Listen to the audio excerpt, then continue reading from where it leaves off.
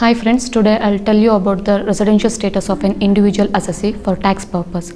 According to section 4 of income tax, tax is levied on the income earned by an individual assessee during the previous year.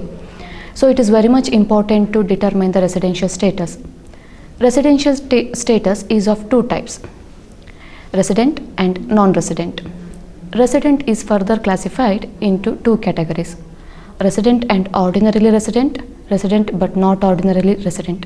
In order to become a resident, an individual has to fulfill any one of the basic condition out of two, as per section 6 subsection 1. The first basic condition is an individual must stay in India at least for 182 days or more during the previous year, or an individual must stay in India at least for 60 days during the previous year plus 365 days for 4 years preceding to the relevant previous year.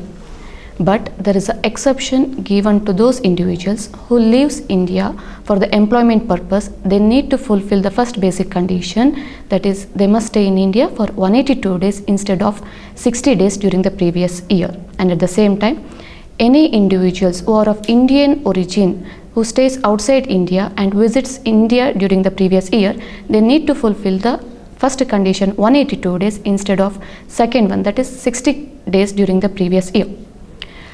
If any individual fails to fulfill one of the basic condition, then he is called as a non-resident.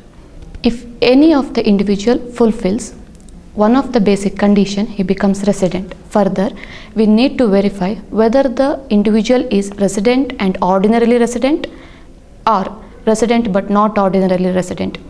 In order to become resident and ordinarily resident, an individual assessee has to fulfill both the additional conditions as per section 6 subsection 6.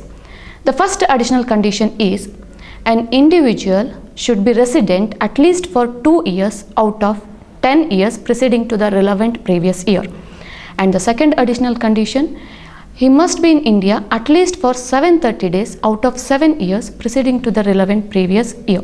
If both the additional conditions are fulfilled by an individual, then he is called as a resident and ordinarily resident.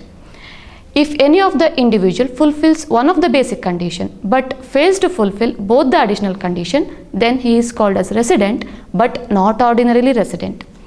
And if any individual fails to fulfill one of the basic condition, then he is called as a non-resident.